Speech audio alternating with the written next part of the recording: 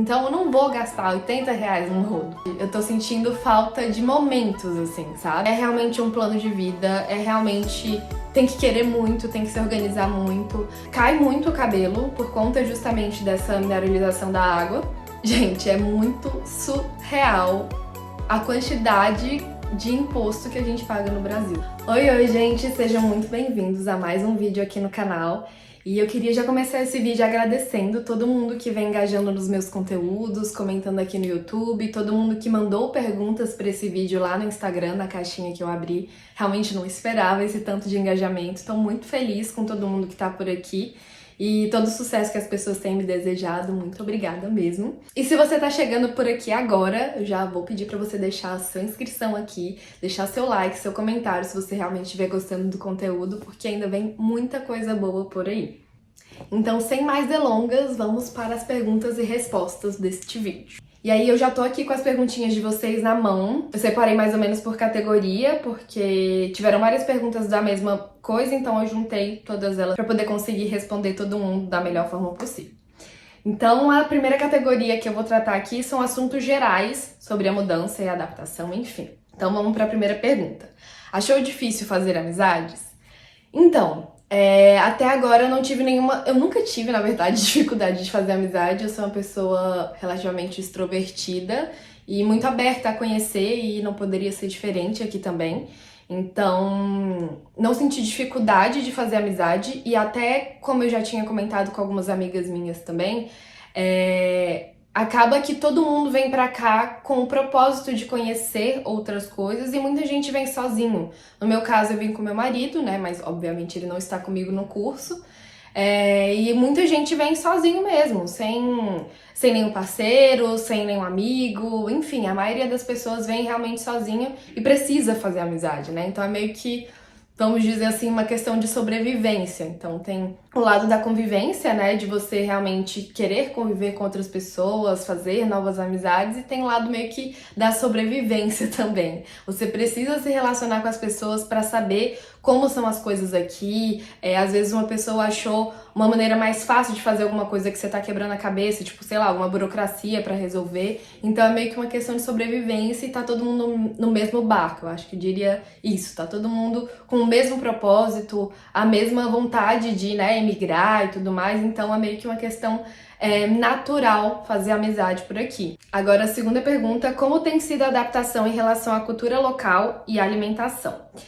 Então, o Canadá é um país muito diverso. Eu não sei em estatística, assim, mas eu diria que talvez, sei lá, quase 50% da população é imigrante ou é descendente de imigrantes. Então, é realmente um país muito diverso. Então, não consegui identificar propriamente uma cultura local, uma cultura daqui. O que eu tenho sentido muito é a cultura... a mistura de culturas, né? A tal da globalização, digamos assim. Então, pra vocês terem uma ideia, aqui na minha rua, tipo, em um raio de, sei lá, 500 metros, tem um restaurante indiano, tem um restaurante chinês, um restaurante japonês, um restaurante latino. Então, tem uma diversidade muito grande que você vê tanto nas pessoas na rua, quanto nos restaurantes, na língua, nos idiomas que você ouve, né, as pessoas falando na rua. Então, realmente, eu não senti uma cultura local, eu tenho sentido mais esse impacto dessa diversidade, que é algo que eu gosto muito e que eu vim aqui procurando isso de certa forma também.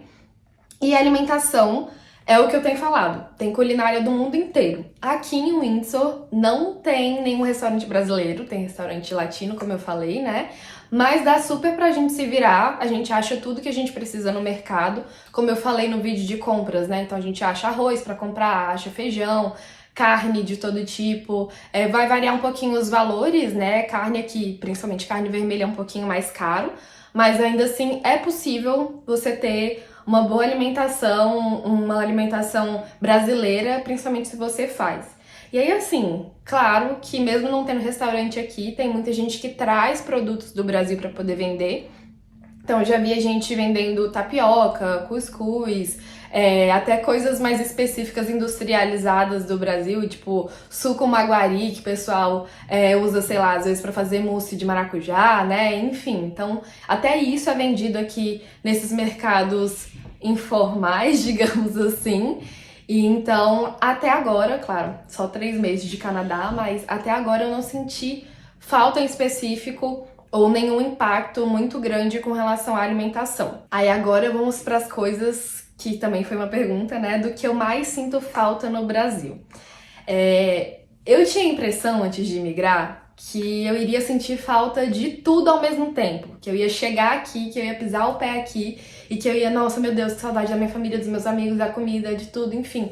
Mas a verdade, e pode ser que seja diferente a experiência para outras pessoas, a verdade é que eu tô sentindo as coisas meio que aos poucos. E eu acho que, principalmente por ser uma pessoa que tem como linguagem do amor o tempo de qualidade, eu tô sentindo falta de momentos, assim, sabe? Então, momentos com a minha família, sei lá, um almoço de domingo, todo mundo reunido, de visitar minha avó também no final de semana, de, sei lá, almoçar com uma amiga, tomar um café pra poder fofocar, enfim, de momentos assim, sabe?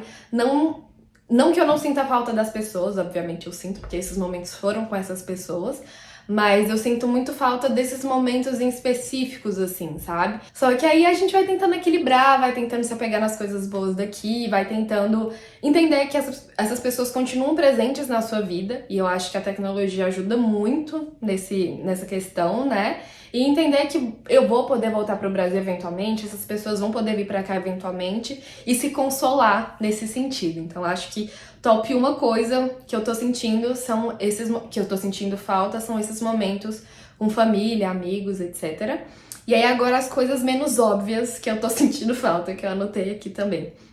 Voltando na parte de alimentação, tem tudo para vender aqui. E uma coisa que na verdade eu não senti, que eu não achei pra vender aqui ainda foi farofa. Então, se você está vindo pra cá que você gosta muito de farofa, traga sua farofinha, porque aqui não achei mercado. Poucas pessoas vendem nesses mercados paralelos e quando vendem é muito caro.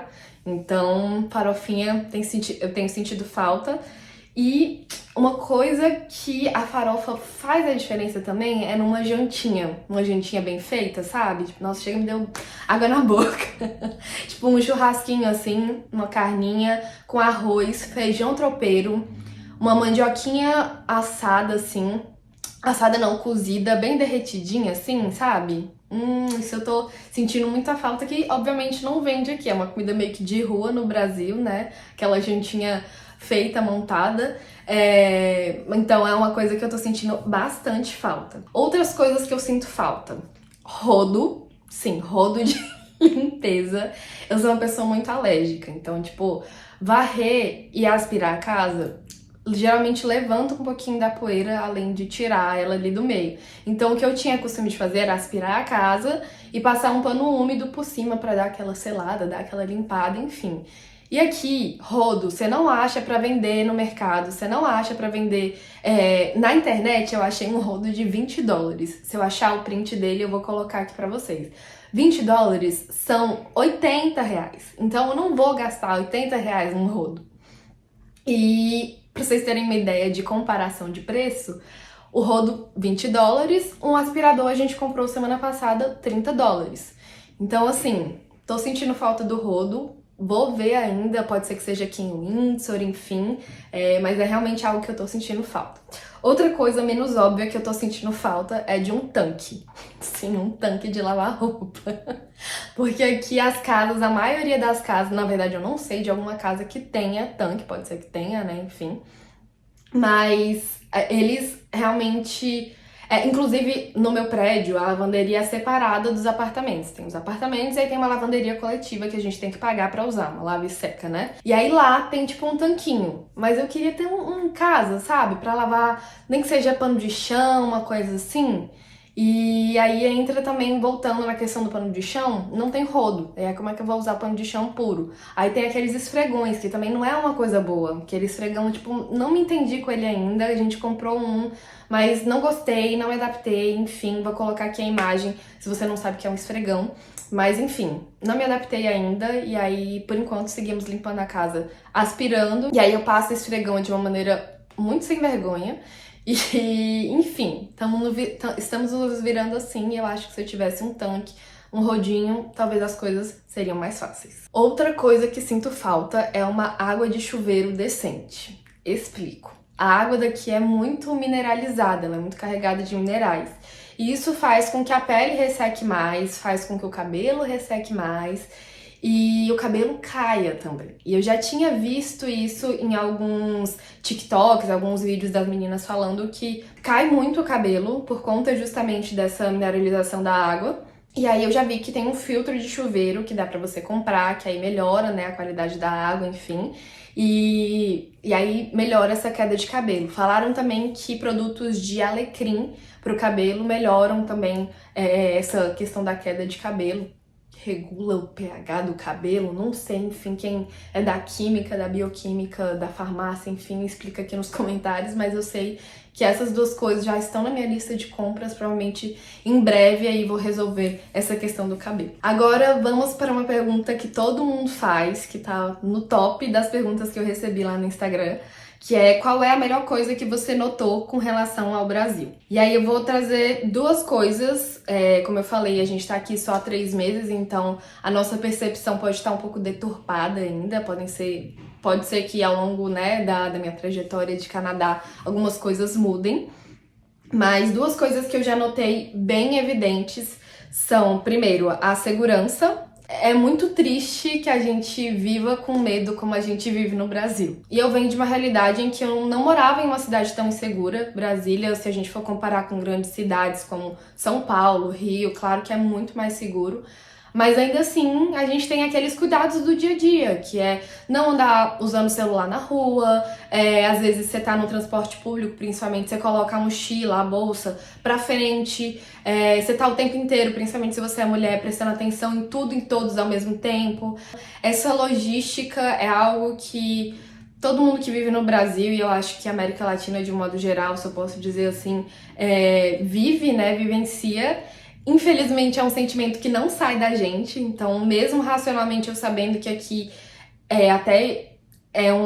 estatisticamente, né, um lugar que é menos perigoso, que não tem índice de furto, de assalto, assim como era no Brasil, eu ainda fico nesse estado de alerta, sabe? De botar a mochila pra frente, de ficar olhando as coisas, e até tem duas situações que a gente vivenciou recentemente que tornam isso muito evidente. A primeira foi no parque aquático indoor que a gente foi, até postei vídeo aqui também. Lá tinha alguns armários, né? E aí a gente podia colocar as nossas coisas. E aí, como a gente ia entrar na piscina, obviamente a gente não levou o celular com a gente. E aí eu tinha, por sorte, um cadeadozinho na minha mochila que tava desde a época que a gente veio pra cá, tava tipo, era o cadeado da mala que a gente usou pra poder vir pra cá, pro Canadá. E aí eu tranquei, tava mal preocupada, tipo, será que trancou? Será que, enfim, será que é seguro deixar aqui mesmo? Enfim, com medo, né, tipo, de acontecer alguma coisa. E a real é que tava todo mundo até com o armário aberto, ninguém mexe, ninguém tá nem aí. E claro, eu acho que todo lugar tem gente ruim, então é bom você prestar atenção nas suas coisas, na sua segurança. Tem doido em todo canto, então é bom prestar atenção independente, mas eu tenho sentido uma pressão menor com esse sentido de segurança. E a outra situação que a gente sentiu isso muito evidente foi que a gente saiu pra jantar de noite num restaurante um pouquinho mais distante da nossa casa. A gente foi de ônibus, e aí na hora de voltar já tinha acabado os horários dos ônibus. E a gente falou, dá pra gente voltar de Lyft, só que, como a gente tava muito... Lyft é o Uber daqui, pra quem não sabe, inclusive quem tá vindo, o Lyft costuma ser bem mais barato do que o Uber. E aí a gente voltando, né, de noite, enfim, a gente pensou, tamo cheio e tal, vamos tentar voltar andando. Era um restaurante que era relativamente distante da nossa casa, mas daria pra voltar andando. E aí a gente falou, mas tá muito tarde, acho que era tipo 1h, 1h30 da manhã. A gente, tá muito tarde, será que a gente volta mesmo? Tá meio vazio a rua e tal. E tava vazio ao redor do restaurante. E aí a gente começou a andar, começou a ver as coisas assim. E, gente, tinha gente andando, tinha gente correndo no parque, tinha policiamento, gente andando com celular na rua, assim. Na rua aqui de casa, que é um pouquinho mais próximo do centro. Tipo, muito jovem andando. Então, é realmente uma realidade meio que paralela ao que a gente vive no Brasil, assim, sabe? Acho que as duas coisas que eu realmente... As melhores coisas que eu notei em relação ao Brasil... Até agora foi a segurança, e a segunda, que eu vou entrar no ponto agora, já tô me perdendo nos meus pensamentos, é o poder de compra. Gente, é muito surreal a quantidade de imposto que a gente paga no Brasil. E sem entrar em mérito político, sem entrar em nada, tipo, realmente é uma comparação que é muito injusta e que não deveria ser, porque o nosso país é muito rico, muito diverso, enfim. Mas vou dar um pequeno exemplo. Eu tava pesquisando, justamente por conta do ressecamento, né, do chuveiro mineralizado, etc. Tava pesquisando uma máscara de hidratação do cabelo. E aí eu tava meio que namorando desde o Brasil uma máscara da Shiseido, que tipo, tem um certo renome e tal, e aí eu já tava namorando ela há um tempo no Brasil. É a máscara Fino, se eu não me engano é esse o nome dela. E ela ficou bem famosinha no TikTok e tal, e aí eu tava querendo comprar ela desde o Brasil. No Brasil ela custa R$ 199. E aí eu fui olhar a mesma máscara aqui no Canadá. Ela está custando US$ 14 canadenses. Então você vê que realmente o poder de compra é algo muito discrepante. Eu quero até fazer algum vídeo nesse sentido, né, mostrando o que você compra com um salário mínimo aqui no Canadá e o que você pode comprar com salário mínimo no Brasil. Então é realmente muito discrepante o poder de compra. E tem até outros canais que fazem isso. Eu sei que o Tio Canada faz muitos vídeos nesse sentido, né, de poder de compra no Canadá versus poder de compra no Brasil. Mas em resumo, voltando para a pergunta, as duas melhores coisas que eu notei com relação ao Brasil foi a segurança e o poder de compra, até agora, né? Agora falando um pouquinho da cidade que eu tô, recebi algumas perguntas também. A primeira foi: estou adorando assistir os seus vídeos, muito obrigada. O que tem achado da cidade? Era como imaginava? Então, Windsor, eu acho que foi. Não era o que a gente queria inicialmente, mas era o que a gente precisava, digamos assim. É uma cidade pequena, então é uma cidade muito tranquila, mas ao mesmo tempo tem algumas coisas de cidade grande, se a gente for comparar com o Brasil, principalmente também, né? Tipo, tem lojas grandes, shoppings grandes, tem acesso a tudo. É uma cidade que tá num ponto muito estratégico, que dá pra você estar a 10 minutos dos Estados Unidos, então literalmente você só atravessa uma ponte e você já tá nos Estados Unidos. Ao mesmo tempo, eu tô a 3 horas de Toronto de carro, perto de Montreal também, relativamente. Então é uma cidade numa região muito estratégica, é uma cidade agradável de se viver. Então tem o rio, tem muitos parques, tem muita coisa pra fazer. Eu já vi muita gente comentando que aqui não tem nada pra fazer, mas eu não sei se é porque eu morava em Brasília, que assim, ou a gente ia pra beira do Lago Paranoá, ir pro Pontão, enfim, ou a gente vai pra restaurante, mas aqui eu tô realmente achando bem diverso, e pode ser até porque eu tô nessa empolgação do início e tal, né? Vamos ver como vai andando, mas eu tô gostando muito da cidade, é uma cidade muito boa de se viver. Já vi muita gente falando também que é uma cidade para aposentados ou para as pessoas que trabalham de casa. E aí, por que eu digo isso? É uma cidade com custo de vida baixo em relação ao resto do Canadá e que, ao mesmo tempo, tem essa logística facilitada, como eu falei. É perto dos Estados Unidos, perto de Toronto, perto de Montreal, relativamente. Então, tem essa questão, mas a questão de emprego eu acho que é algo a se considerar. Se você não é de uma área que é possível trabalhar à distância, que é possível o home office, né, eu acho que é algo a se considerar. A gente sentiu muito esse impacto porque quando você chega, você começa a olhar emprego em todas as áreas, não só na sua área de formação, né? Então você tem que estar aberto para trabalhar em restaurante, trabalhar em hotel, trabalhar no que aparecer de emprego. E tanto eu quanto a maioria dos meus amigos do mestrado tivemos dificuldade de encontrar emprego por aqui, por ser uma cidade pequena. Sendo uma cidade pequena, o comércio não é tão aquecido, e principalmente no inverno. Então não tem essa movimentação que outras cidades grandes têm. E até presença de brasileiro. O que falaram pra gente é que a maneira mais fácil de você conseguir, né, uma primeira oportunidade de emprego é se aproximando de um brasileiro que vai ali te indicar, enfim. E aqui tem, obviamente, em proporção, menos brasileiros do que outras cidades que tem uma comunidade brasileira muito maior. No geral, em resumo, tenho gostado muito da cidade, gosto muito da atmosfera daqui, custo de vida maravilhoso e só tem esse contraponto de se considerar que é a questão do emprego. Mas eu acho que depende muito da época que você chega também. Agora no verão, na primavera já começa a melhorar um pouquinho essa questão do emprego, de oferta de emprego, né?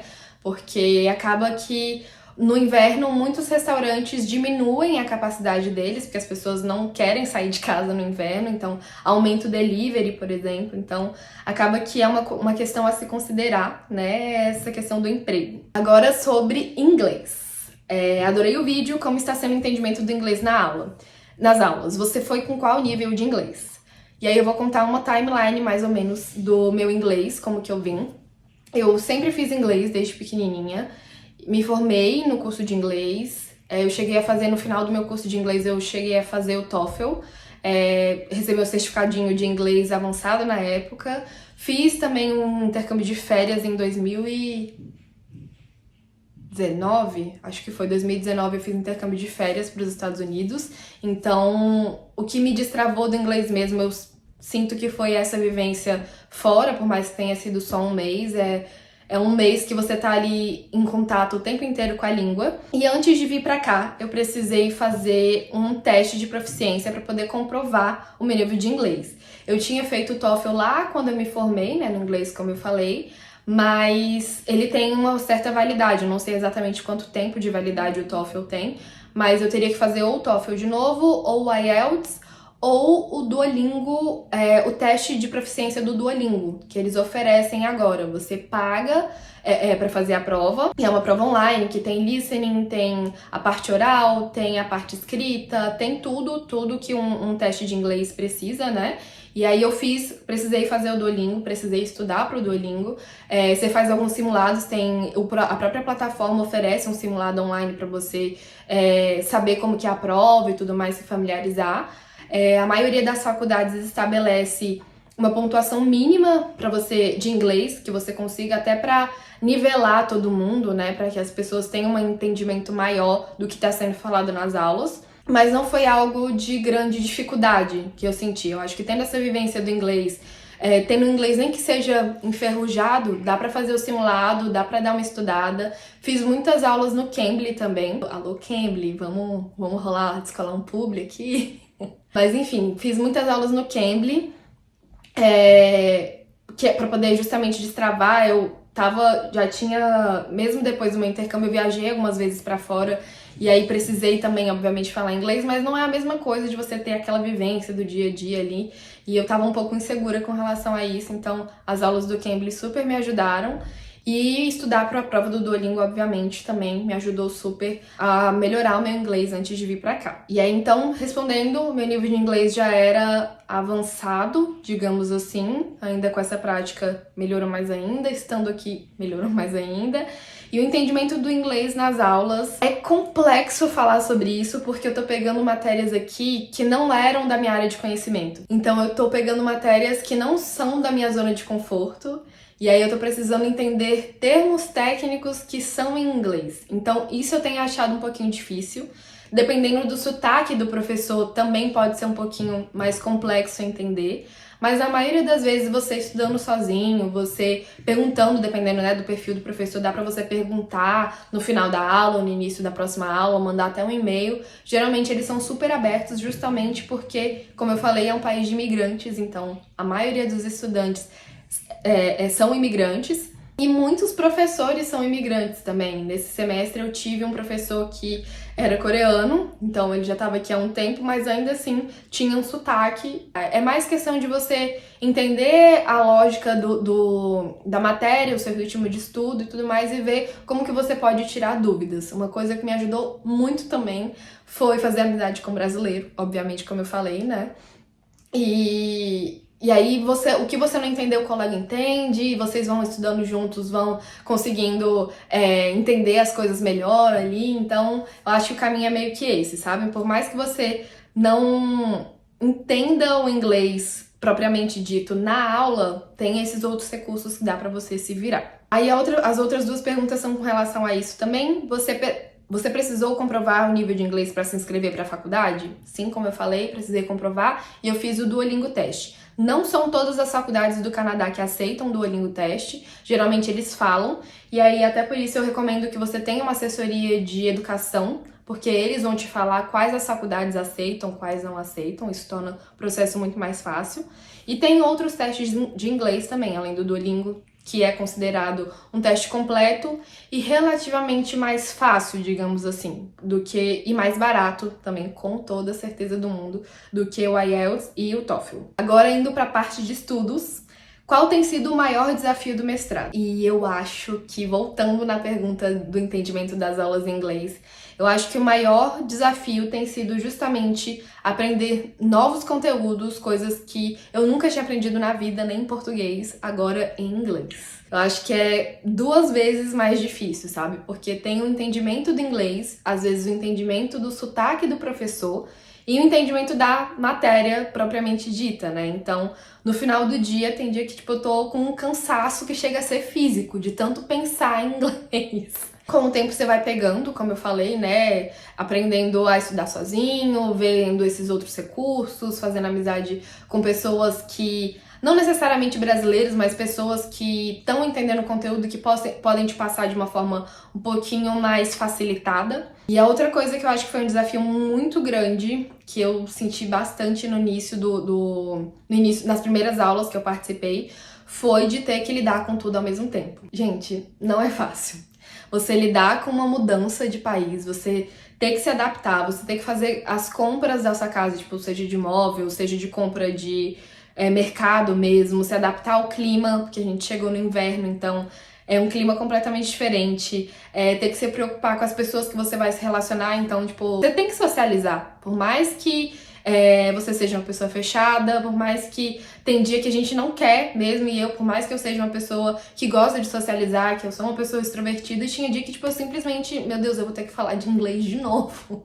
Então, tipo, tem dia que realmente enche o saco você ter que falar inglês, você ter que se expressar em inglês, resolver problema em inglês. Você tá lidando com abertura de conta, a gente teve que fazer, tipo, o CPF daqui, que é o SIN number também, então já é mais um ponto. Então, é muita coisa pra você lidar no início, e ainda mais a questão do estudo. Você realmente tem que querer muito, ter muita força de vontade, e lidando com uma coisa de cada vez, tem que ter uma inteligência emocional muito grande, porque realmente não é um processo fácil. E aí eu acho que realmente do mestrado em si, as coisas que eu mais senti dificuldade foi aprender em inglês novas matérias e essa questão de lidar com tudo ao mesmo tempo e ainda ter que focar nos estudos. Eu acho que foi meio que isso. E aí voltando também, só pra gente finalizar essa pergunta, eu acho que é muito sobre você ter paciência com você mesmo também.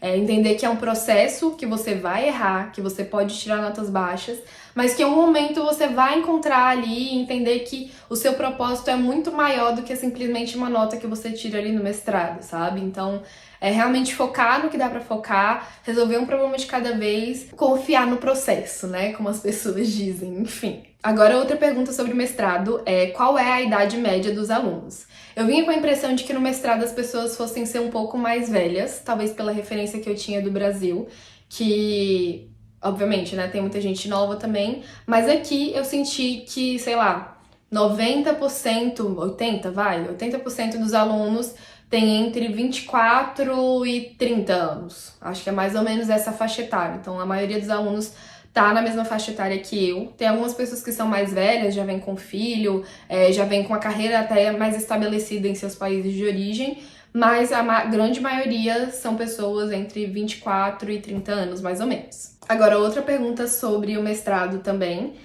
Como está sendo acompanhar o curso? Está sendo muito puxado o nível das aulas e assignments e as provas? Você tem aula todos os dias? Obrigada por compartilhar seu dia a dia. Vai muito do seu conhecimento das matérias, né? E cada matéria é dividida de uma forma. Então, esse período mesmo eu tive matérias que tinham só prova e os assignments, que são as tarefas online que a gente tem que fazer, que geralmente são questões de múltipla escolha que você tem que responder até determinado dia lá no sistema do livro mesmo. E tem outras que foi trabalho e prova, ou trabalho e assignment, prova e assignment. Então, basicamente, os 3 pilares são esses, né? As provas, os assignments e os trabalhos. E aí as matérias combinam de formas diferentes. E aí o nível vai depender do seu pré-conhecimento na matéria, do seu estudo, enfim, que eu acho que é muito importante estudar, como eu falei no vídeo de estudos também, né? Eu acho que é muito importante você estudar por fora também, por conta própria, tentar tirar dúvida com os colegas, enfim. E eu acho que é isso. Não tenho aula todos os dias, como eu falei também no vídeo de estudos. Esse período eu tive aula 3 dias, basicamente. E no próximo período eu vou ter aula só 2 dias, então só 2 manhãs que eu vou ter aula. Então a carga horária é bem tranquila, dá super pra você se organizar e estudar no resto do tempo. E aí, emendando já na próxima pergunta, acha que dá pra trabalhar enquanto estuda? Gente, é super possível. Eu acho que você tendo uma organização do dia a dia ali, a carga horária do mestrado não é tão puxada. Como eu falei no primeiro período, eu tive 4 matérias. E foi bom que eu consegui me focar nessas matérias sem trabalhar, então talvez o que eu aconselharia, tendo essa vivência agora de primeiro período, é não trabalhar de cara e vir organizado financeiramente para isso, porque exige, né, uma organização financeira para isso. Mas é super possível. No Brasil eu estava acostumada também a estudar e trabalhar, então é uma carga, eu tenho sentido uma carga muito menor de aula, né, e que obviamente o mestrado tem. Tem a carga, claro, emocional de tudo que eu já falei aqui, mas é super possível e a maioria das pessoas faz justamente isso a partir do segundo período. A próxima pergunta. Como funciona o processo de ingresso no mestrado aqui? Eu acho que vale um vídeo todo falando sobre o meu processo. No primeiro vídeo aqui do canal eu tratei um pouquinho sobre como foi essa timeline, né, de aplicação, enfim. Mas basicamente funciona por aplicação e é um processo documental. Então você manda todo o seu currículo, o seu background, uma carta de motivação. Eu posso fazer, como eu falei, eu acho que vale um vídeo separado porque é um processo que tem muitas etapas, né? Então, mas basicamente é isso, uma parte documental em que você manda todo o seu histórico escolar.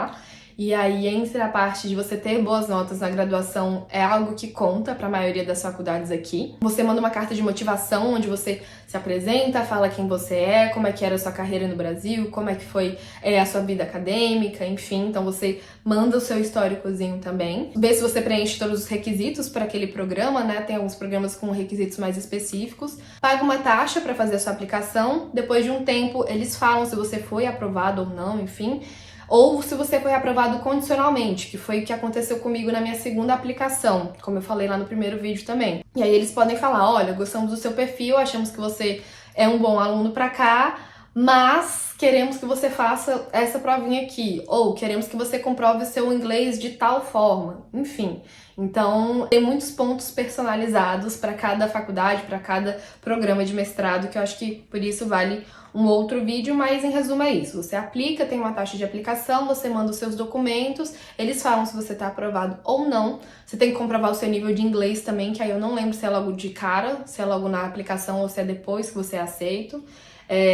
Enfim, mas em resumo, é isso. Aí outra pessoa comentou ainda nesse sentido de trabalhar e estudar, né? Em breve inicio meu mestrado também. A dúvida é se eu conseguirei trabalhar ao mesmo tempo. Será que ao fazer uma grade com apenas 3 matérias é possível conciliar as duas coisas? Como eu falei, super possível, mas com o adendo de que nem sempre é você que faz a sua grade das matérias. Principalmente no primeiro período, é muito comum que a própria faculdade cadastre os alunos.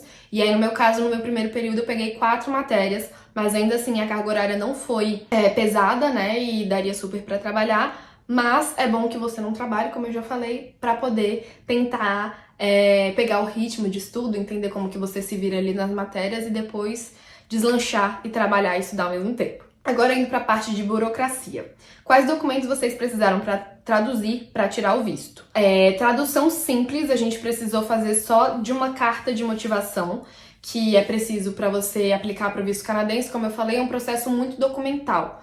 Então, uma das partes desse processo documental é uma carta de motivação, você explicando por que você quer vir para o Canadá e quais são suas reais intenções, né? Eu quero ir para estudar, para poder aplicar os conhecimentos do meu país de origem, enfim. Geralmente tem alguns modelos prontos dessa carta, você só personaliza de acordo com a sua experiência e sendo o mais sincero, o mais detalhado possível. E aí esse documento, a gente fez uma tradução simples, não precisa fazer tradução juramentada, né? Ou seja, pagar alguma pessoa para poder traduzir oficialmente aquele documento. E aí agora de tradução juramentada, a gente precisou traduzir os documentos de comprovação financeira, né, em inglês, que é o extrato do banco, imposto de renda, contra-cheque, qualquer documento de comprovação financeira a gente precisou fazer a tradução juramentada. E o diploma e o histórico da minha graduação e da minha pós-graduação. Não é todo mundo que pede a tradução da pós-graduação, mas no meu caso precisei fazer do diploma e do histórico da graduação também. Aí, quais documentos precisa para fazer um mestrado no Canadá? Vai depender muito de cada faculdade, mas basicamente são esses, né? Os históricos de graduação, de diploma, de proficiência de inglês, comprovação da sua proficiência em inglês. Geralmente são esses que pedem, mas varia muito de faculdade para faculdade. Vale a pena pesquisar o que a faculdade que você está querendo aplicar pede. Agora, sobre custos. Não precisa entrar em valores, mas é financeiramente razoável um mestrado aí. Outra pergunta. Pretende divulgar os custos com mestrado e o que vocês gastaram para estar aí hoje? Outra foi, qual é o valor aproximado do mestrado? E a verdade, gente, é que isso varia muito de cidade para cidade e até por isso eu não me sinto confortável em compartilhar com vocês. Como eu falei, o Windsor é uma cidade que tem um custo de vida bem mais baixo e, consequentemente, comparado a outras faculdades que a gente viu por aí, o valor da anuidade, né? Porque aqui você precisa pagar ou pelo termo, que é tipo o semestre, digamos assim, ou pelo ano. A maioria das faculdades tem essa lógica pro primeiro ano de estudo, né? Então varia muito de cidade para cidade, mas o que eu já adianto para vocês, que ajudou muito a gente nesse processo, foi a ajuda do nosso queridíssimo ChatGPT, perguntando, tipo, uma estimativa e tudo mais para você conseguir se organizar financeiramente, mesmo que você não tenha nenhuma cidade ou nenhuma faculdade em mente, com certeza o ChatGPT vai te dar uma ótima estimativa de quanto que é. Já adiantando para vocês, não é barato, é realmente um plano de vida, tem que querer muito, tem que se organizar muito. Não dá pra simplesmente, a menos, né, que você seja herdeiro, não é no meu caso, mas realmente foram as nossas economias aqui, realmente um plano de vida é um investimento que você faz, querendo, obviamente, um retorno, mas que não é uma decisão simples de compra, digamos assim, não é tipo assim, vou ali comprar um sapato, tipo, não, sabe? É realmente um plano de vida, é algo que exige uma organização financeira, exige um dispêndio de energia, uma consciência de economizar enquanto ainda tá aí no Brasil, porque além do valor do mestrado que eu falei, tem que ter uma quantia separada para pagar esse período, né, esse primeiro período ou esse primeiro ano de faculdade, tem, obviamente, seu custo de mudança, o seu custo de vida aqui, então entram todas essas coisas no jogo que eu acho que tem que ser analisado caso a caso, assim, sabe? Aí outra pergunta em relação à questão financeira. Vocês já foram com o valor do mestrado comprovado ou apenas com a reserva de emergência? Estou passando pelo mesmo processo e gostaria de ter uma noção melhor dos custos para me preparar adequadamente. A gente veio com o valor do mestrado comprovado, até como eu falei, a gente precisa já pagar antes de vir, a gente já teve que pagar o mestrado. A reserva de emergência, a gente precisou comprovar também no processo já do visto. Não sei se todos os casos são assim, o nosso foi um pouco atípico porque a gente veio meio que no susto, né, como eu falei lá no primeiro vídeo também. Mas a gente já precisou fazer toda a comprovação financeira já no processo de entrada do visto. Chegando aqui, confesso que não pediram muita coisa pra gente na questão financeira. Eu tinha imprimido todos os extratos, todas as coisas traduzidas financeiras, mas não pediram nada, só pediram os nossos documentos de visto mesmo, né? Tipo, o nosso visto aprovado no passaporte, e aí entregaram o papel pra gente com a validação de que a gente poderia entrar no Canadá e ficar aqui, enfim. Agora indo pra moradia, que foi uma pergunta recorde, principalmente aqui no YouTube. Qual foi o serviço de housing que vocês utilizaram? A gente contratou um serviço de housing ainda estando no Brasil, ainda quando a gente não tinha o nosso visto aprovado. Acabou que a gente não usou tanto esse serviço de housing quanto se a gente tivesse um pouquinho mais tempo entre a aprovação do visto e a nossa vinda pra cá. Então, e até outro ponto que eu acho que é a se considerar também. Se você tá vindo para uma cidade que não tem o serviço de... Eu esqueci qual que é o termo que eles usam, mas o serviço de visita, que a pessoa pode ir no imóvel, fazer uma chamada de vídeo com você para poder ver o lugar, para poder te falar um pouco sobre a região, eu não sei se eu aconselho a contratar um serviço de housing. Talvez seja melhor você se organizar e vir pagar um Airbnb, sei lá, por 2 semanas. Vai ser algo mais caro, mas talvez seja algo mais garantido. mais caro e mais desgastante, né? Porque você vai fazer meio que duas mudanças. Você vai para o Airbnb e depois você vai para sua casa de fato, mas você vai poder visitar presencialmente, olhar tudo com calma, ver as regiões, se adaptar com uma certa flexibilidade ali. Do contrário, você vai ter que confiar em algo que você não tá vendo e que não tem nenhuma pessoa visitando para você também.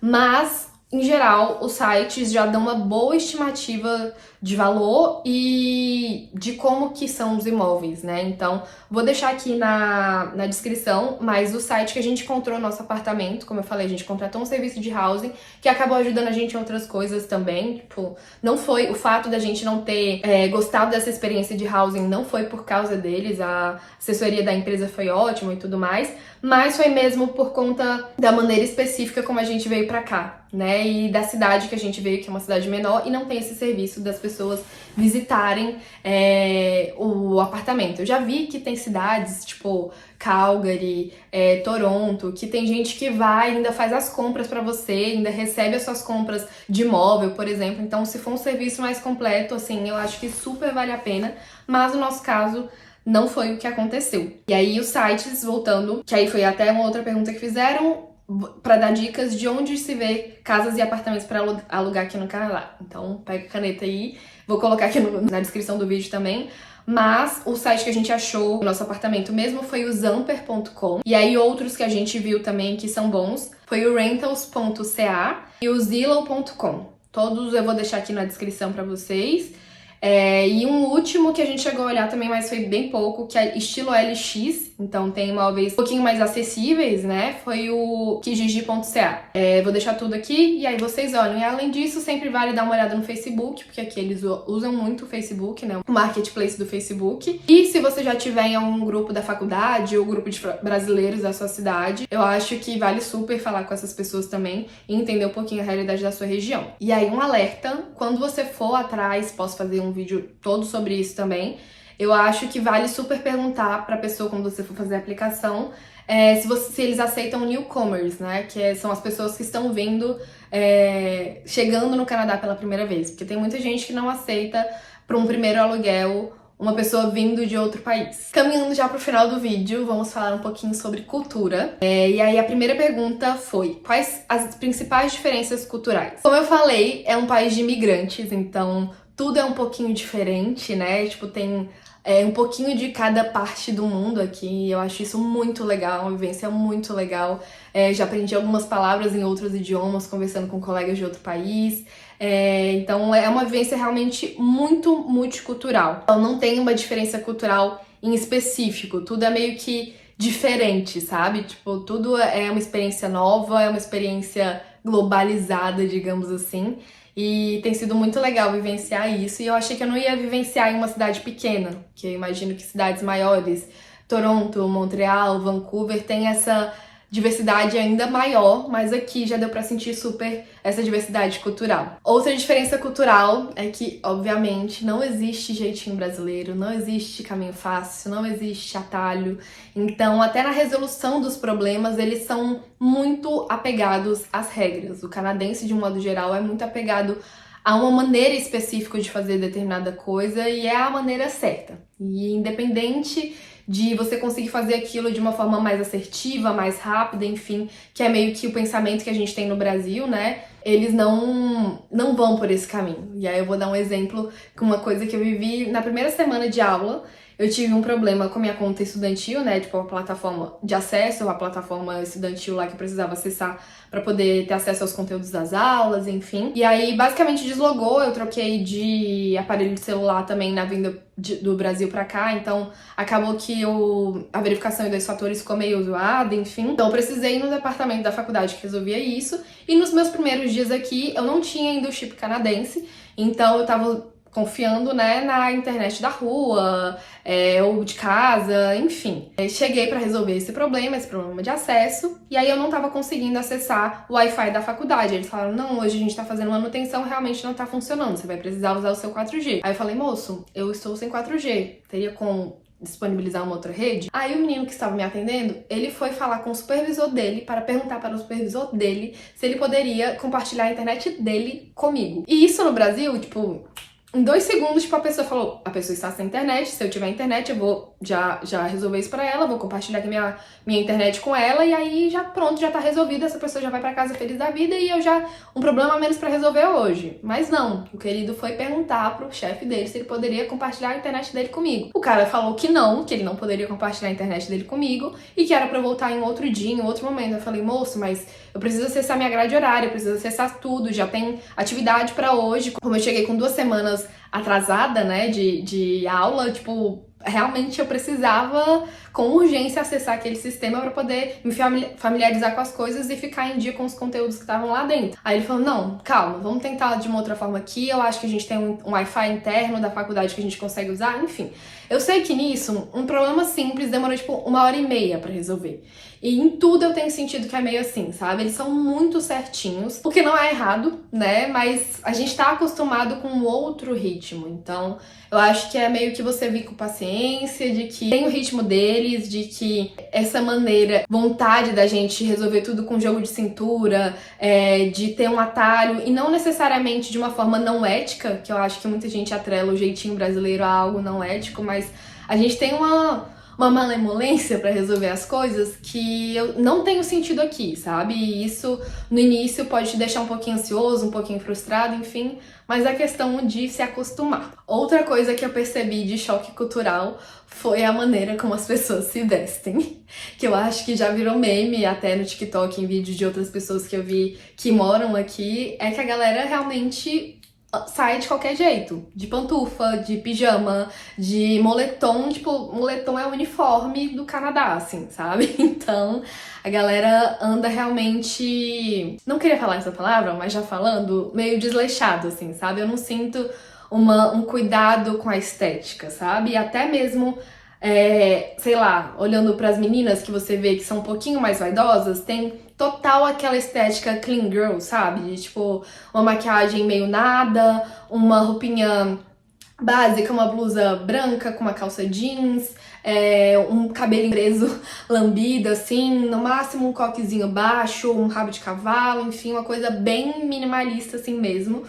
Eu amo porque eu sou básica, mas eu tenho sentido muito essa diferença, sabe? Eu sinto que as pessoas botam muito mais intenção na forma como elas se vestem no Brasil do que aqui. Gente, andando de chinelo e meia no shopping, enfim, pode ser algo libertador, né? Tipo, é algo que realmente você vê que ninguém tá ligando pro que você tá usando, então tanto faz o que você tá usando, mas eu acho que tem até, pelo menos pra mim, né? Se arrumar tem uma questão até psicológica, de você se sentir bem com você mesmo e tal, e então eu continuo me arrumando também pra sair, do meu jeito básico, mas continuo me arrumando pra sair, mas o que eu senti foi meio que essa diferença, sabe? De, tipo, deles não se importarem tanto com a aparência e não terem vaidade nenhuma pra poder se vestir, e a gente tem mais essa intenção em como a gente se veste e até de ter roupa adequada pro lugar que você vai. Você vê até na balada, até num barzinho de noite, tipo, as pessoas realmente não ligam. Então, de casacão, eu acho que vem muito do frio também. Mas mesmo agora que aumentou um pouquinho a temperatura, a galera não tá nem aí. Você vê uma pessoa ou outra, e até eu já percebi também, quando você vê uma pessoa um pouquinho mais arrumada, é latino ou brasileiro. Você pode ter certeza que vai ser o latino ou brasileiro. Então, de fato, as pessoas daqui mesmo não se arrumam tanto. E ainda nessa linha de diferença cultural, perguntaram como são os canadenses. Gente, em geral, eles são uns queridos, os canadenses que eu conheci, tanto os professores quanto o pessoal aqui do prédio que eu conheci, até na rua mesmo, eles são muito educados e muito conversadores. Eu vinha com a impressão que eu acho que é um estereótipo que a gente tem do americano, assim, sabe? Tipo, do estadunidense, vamos dizer assim. De que são pessoas fechadas, que só ligam pro delas, que só vão falar com você se elas tiverem interesse. Então eu vinha muito com essa visão de que não iam puxar assunto comigo, de que eu não ia fazer amizade com um canadense, enfim, mas eu tenho tido uma impressão completamente contrária. Então, tipo, pode ser até porque eu tô em uma cidade menor também, como eu falei no início do vídeo, mas em geral eles são muito educados, muito conversadores. Assim, no ônibus puxa um assunto, parece até que eu tô na cidade do meu pai, lá no interior de Minas, tipo, eles puxam muito assunto, eles querem saber quem é você, de onde você vem, enfim, e eu vejo que essa não é uma experiência só minha, eu conversando com outros amigos brasileiros também, eles têm a mesma impressão do canadense, de que eles são muito conversadores, muito educados, enfim, direto puxam assunto comigo na parada de ônibus, no ônibus, enfim. A impressão que eu tenho com relação a eles é essa, né? De que eles são muito educados, muito conversadores. E agora a pergunta final, que o vídeo já ficou gigante, mas eu espero que eu tenha respondido todas as perguntas, depois do mestrado, você pensa em voltar ou planeja construir a sua vida aí? A gente veio com a cabeça de realmente ficar aqui. Até agora, esse segue sendo o plano. A gente quer ter filho aqui, como eu falei, por todos os motivos lá em cima dos quais a gente tá gostando daqui, né? Seja do poder de compra, seja da segurança, enfim, a gente quer realmente ter filhos aqui, a gente quer construir a nossa vida aqui nessa realidade. É muito cedo pra dizer ainda, e eu acho que nada é escrito em pedra, então a gente tá vivendo intensamente e vivendo com a cabeça de ficar aqui. Tudo pode acontecer no meio do caminho, né? A gente nunca sabe o dia de amanhã, mas o nosso pensamento é ficar aqui, construir vida aqui, pelo menos até a gente ter o nosso passaporte canadense, até a gente, né, ter uma certa estabilidade, até em questão de visto aqui, porque, obviamente, o visto de estudante, que é o que eu vim, e o visto de trabalho, que o meu marido veio, são vistos temporários, mas existe uma escala, né, pra você alcançar a residência permanente e depois a cidadania, enfim. Então, a gente veio com esse plano traçado, esse segue sendo o nosso plano, mas estamos abertos ao que vier, às oportunidades que tanto o Canadá quanto o mundo inteiro derem pra gente. Então é isso, gente. Espero que eu tenha respondido todas as perguntas de vocês. Se tiverem mais perguntas, já coloquem no comentário. Quiserem algum assunto específico ou que eu me aprofunde em alguma pergunta que foi feita aqui que eu não me aprofundei tanto, comentem aqui também. Não se esqueçam de se inscreverem aqui no canal e fiquem aqui para os próximos vídeos. Tchau, tchau! Até o próximo!